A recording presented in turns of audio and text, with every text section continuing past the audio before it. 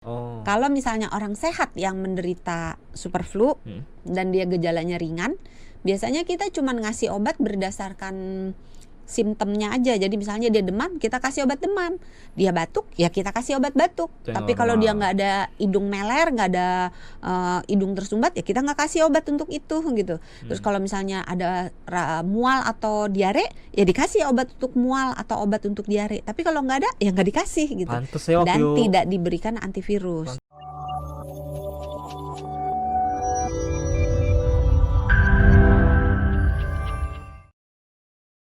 Doksan, kita lagi bahas topiknya tentang super flu kali ini ya. Tadi kita udah Doksan udah bahas kalau sebenarnya ini flu tapi versi lebih berat aja Lebih sebenarnya cepat kan. penularannya dan pada beberapa orang bisa lebih berat.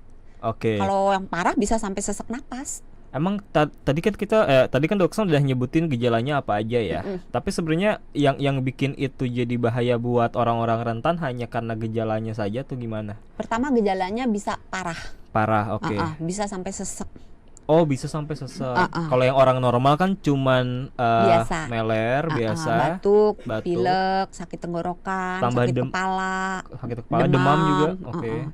Tapi kalau yang pada kelompok rentan, batuknya lebih parah, demamnya lebih tinggi gitu. Walaupun ya nggak, sebenarnya kalau gejala nggak terbatas sih. Setiap orang bisa mengalami versi yang lebih parah gitu. Tapi ingat ya, tidak selalu ya. Terus untuk yang kelompok rentan bisa jadi komplikasi. Jadi misalnya radang paru, misalnya terus dia jadi sinusitis, terus bisa ke radang otak gitu. Jadi si virusnya bisa kemana-mana. Tapi apakah orang-orang yang rentan ini, tapi sebelum itu mau tanya Siapa dulu, pastiin kelompok dulu. rentan? Nah iya, siapa aja sih kelompok rentan itu? Kelompok rentan itu adalah anak-anak, bayi, anak-anak di bawah 5 tahun, ibu hamil, Termasuk ibu menyusui? lansia.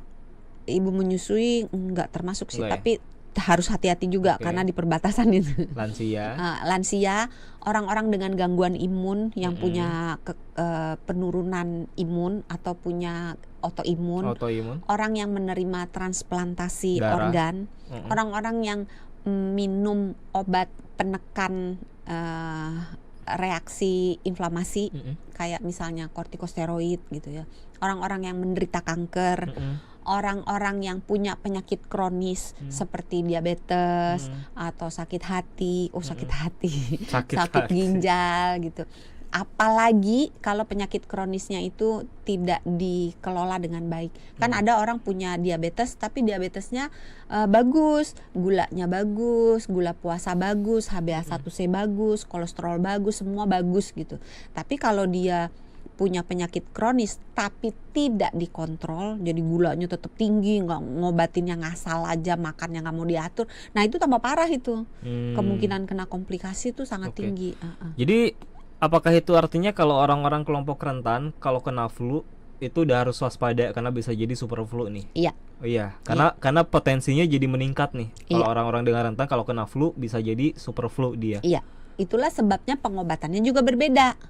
Oh. Kalau misalnya orang sehat yang menderita super flu dan dia gejalanya ringan, biasanya kita cuma ngasih obat berdasarkan simptomnya aja. Jadi misalnya dia demam, kita kasih obat demam.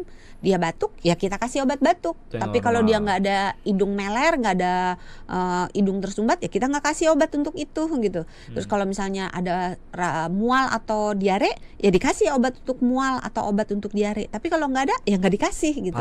Dan tidak diberikan antivirus. Pantes saya waktu itu ke klinik, dibilang sama dokternya flu, tapi kok nggak ada obat flu, malah obatnya batuk sama demam. Ternyata cuma berdasarkan simptom aja. Kalau orang yang normal ya. Iya, berdasarkan simptomnya. Dan tidak diberikan antivirus, juga tidak diberikan antibiotik, kecuali ditemukan tanda-tanda kemungkinan adanya ke arah superinfeksi. Jadi apalagi dia kena virus terus si bakteri nebeng ikut gitu. Nah, tapi kalau nggak ada ya udah nggak dikasih apa-apa. Tapi pada kelompok rentan, apalagi kalau dia gejalanya parah, itu selain diberikan obat sesuai dengan gejalanya, sesuai dengan simptomnya, juga ditambahkan antivirus. antivirus ya macam-macam lah mereknya apa jenisnya. Tapi biasanya yang umum dikasihnya oseltamivir. Tapi tidak terbatas hanya itu. Beberapa jenis antivirus lain bisa diberikan. Tapi antivirus ini hanya diberikan apabila gejalanya parah atau pasiennya ini adalah termasuk kelompok rentan. Tadi saya tuh baru baca berita Dok di pukul 18 kalau Wakil Gubernur DKI Jakarta Rano Karno sampai meminta untuk diketatkan pemantauan dari orang yang datang dari luar negeri karena katanya penyakit super flu ini berpotensi terbawa oleh pelaku perjalanan internasional terutama saat musim liburan. Sebenarnya gini, kalau untuk melakukan tindakan, berarti kan itu termasuk tindakan pencegahan ya. Hanya memantau itu aja sebenarnya nggak cukup. Tapi kan itu porsi yang bisa dilakukan oleh pemerintah pada saat ini gitu. Yang bisa dilakukan lainnya oleh kita apa? Banyak. Nah, tadi juga Rano Karno bilang saat ini super flu itu informasinya belum sepenuhnya masuk ke Indonesia. Emang apa aja yang belum diketahui sama kita, Dok, tentang super flu ini? Ya orang masih takut gitu, ini super flu ini apa sih, terus jadi panik kayak COVID baru nih ya gitu, ntar ini bakalan jadi apa lagi enggak gitu kan. Jadi kekhawatiran itu terjadi karena ketidakjelasan informasi, karena belum semua mengerti bahwa super flu ini sebenarnya ya bukan sesuatu yang mengerikan, dia sebenarnya hanyalah influenza A yang memiliki, yang berkembang menjadi varian baru yang mempunyai sifat lebih cepat menular. That's it ya. Jadi nggak perlu terlalu khawatir, tapi juga nggak boleh juga lengah gitu. Saya kalau kata dokter Santi nggak apa-apa, bukan begitu juga. Saya akhir tahun lalu kena loh Dok influenza tipe A dan capek bagi orang normal aja karena recovery-nya sampai seminggu loh. Iya, 1-2 minggu. Tidak bisa disepelekan ya walaupun nggak terlalu berbahaya, tapi tetap aja capek. Iya, makanya kita nggak perlu panik, nggak perlu ketakutan gitu, terus jadi kepikiran gitu. Tapi juga jangan lengah. Jangan lengah. Ya tapi harus ya standar lah ya kalau ditanya pencegahannya apa ya hidup. Sama kayak COVID. Diulang lagi aja gitu. Gitu.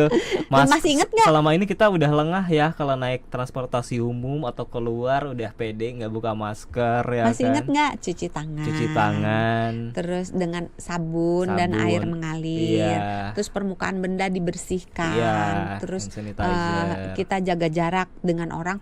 Apalagi nih kalau dia udah bebauan minyak kayu putih atau apa, berarti kan dia lagi nggak enak badan. Apalagi gitu kalau kan, ada bersin tuh udah. Iya gitu. Terus